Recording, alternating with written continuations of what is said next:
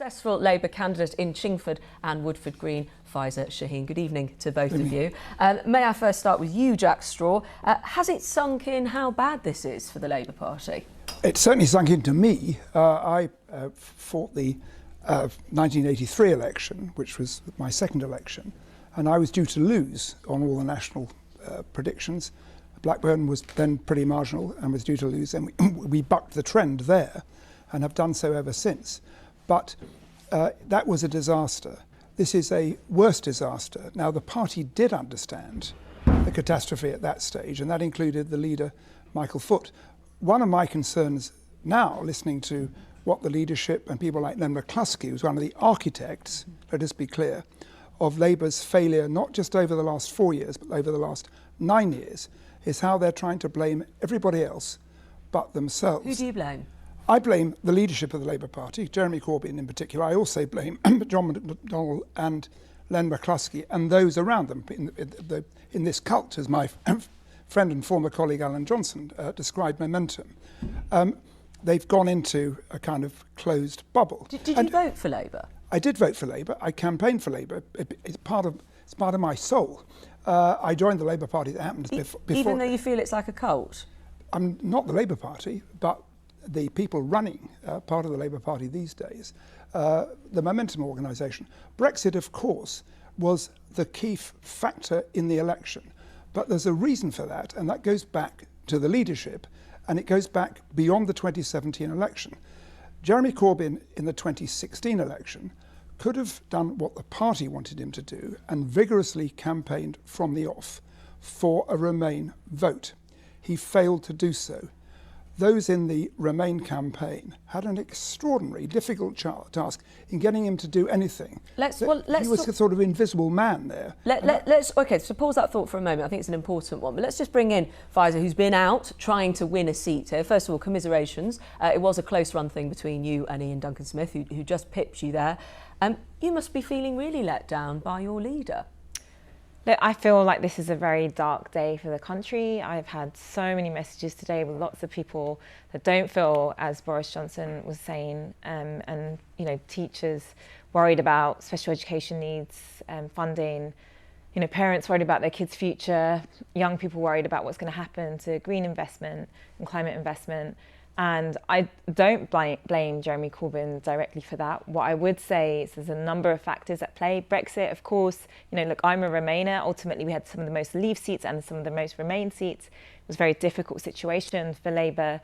But we've also got to look at the way in which the system, I think, is rigged. Like, why aren't we talking about the fact that, you know, 88% of Conservative ads, for instance, had some lies in them, the ones on Facebook, for instance. You know, why aren't we have to do the internal reflection, but we have to do the way in which the system is working as well. Jack Straw's shaking his head here. It won't work to call out lies. We shouldn't call out lies. Look, there are lies in every election I've ever fought, all right?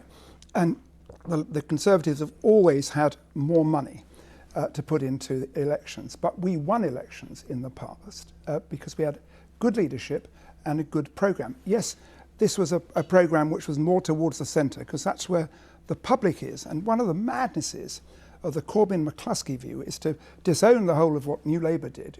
These were amongst the most successful... These are different times, though, Jack.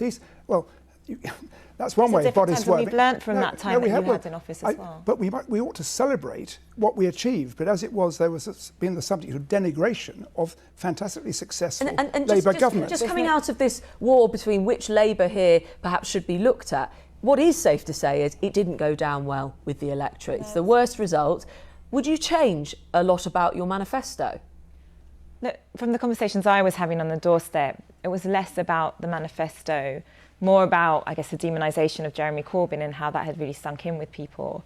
I think it was less about specific policies in the manifesto.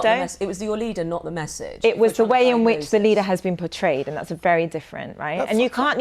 How can you make that noise when time and time again we've seen so many lies? I'm not saying Jeremy Corbyn's perfect. Of course he's not, but you know, we've had news nights where they've made him look like a Russian. You know, we've had newspaper stories where they talk about him as a Czech spy. I mean, it's ridiculous. Sorry, can I just say at that point, do you, and I'll let Jack Straw respond, but do you not think that the British people can make up their own minds. You're sort of talking about the media like it's got a vice onto people. They also read manifestos, they look at leaflets, they see and read their own things out there. Why did you sigh there, Jack Straw? Don't you see how the media and the fact that our press is so biased? When was the last time we had a Prime Minister that was chosen that wasn't supported by Rupert Murdoch, for instance, right? And we've got to understand as well, absolutely, there's mistakes that have been made. I think the manifesto, for instance, we didn't communicate it well. It's an amazing blueprint for the future of this country. Was it too good to vote for? No, it's not that it's too good to vote for. It's about communication, and it was also about people in this country feel like it was too good to be true. That's what I heard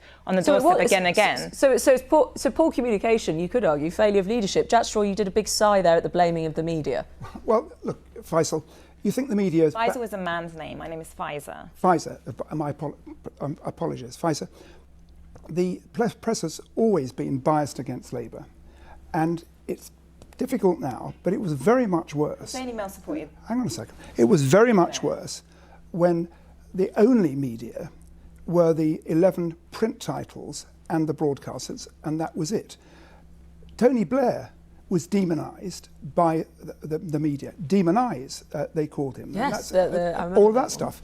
He was able to break through that, as was in his time Harold Wilson. And the reason for that was that, first of all, those leaders did not carry the baggage that Jeremy Corbyn had. They also didn't have a transformative agenda to the extent that we were talking about. We had a dramatically transformative agenda, and what's more, you can't transform anything unless you have power.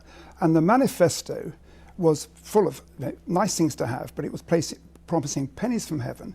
It wasn't, I mean, it was costed up to a point, but these were dramatic increases in public spending, which were never going to happen. But, I mean, if you listen to the plan there, what we heard from the Housing Minister about what they want to do in investing in small towns. I mean, the money that they're saying is much smaller than what we have, but it is similar in that they are understanding that we haven't made those investments. And one of the reasons I've been in the Labour Party for 59 years is because I profoundly believe in higher levels of public spending. But you've got to take people with you. So you've got to bear in mind that the taxes are paid by the ordinary public, and that argument was not made. And I just want to make this point about Jeremy Corbyn. And then I have to ask you about Mr Corbyn in the future. Yeah, Do carry on. Jeremy, of course, he was subject to attack, but I'm afraid it wasn't the media who made up the anti-Semitism over which, and even Len McCluskey has said that Jeremy Corbyn did insufficient, Jeremy Corbyn did far too little about that and too late. That was Corbyn. It wasn't the press who made up that Jeremy Corbyn had played footsie with terrorist organisations like Hamas and Hezbollah. I mean, and I've seen him do this, defend the Provisional IRA when they were letting off bombs, killing innocent people in this country. I mean, you're not rerunning their lines again. I mean, what we've got to talk about is what did work and what hasn't worked. Do you accept any of those as true? You know, or you think the media invented like right now we have a Tory majority. We have a Tory majority, and this whole infighting is exactly what Labour shouldn't be doing. Okay, well then, we should absolutely. I'm completely out of time. A final question, please, if I can. We have heard both of you go back and forth on Labour and the future, and I think we're seeing a bit of this soul-searching now about the future of the Labour Party. Do you think Jeremy Corbyn should have apologised? Ed Miliband did straight away after he lost. Yes or no today? Yes, of course he should. Yeah, I mean, he said he's going to step down. I mean, the big thing for us is how we fight going forward, and that's what we need to focus on now, because there's going to be a lot of hardship in this country. And I think we can see from your discussion, thank you for your time, that there will be this soul-searching. Jack Straw. There we go, for hearing from Faiza Shaheen, who wasn't successful in that seat, but a very close call.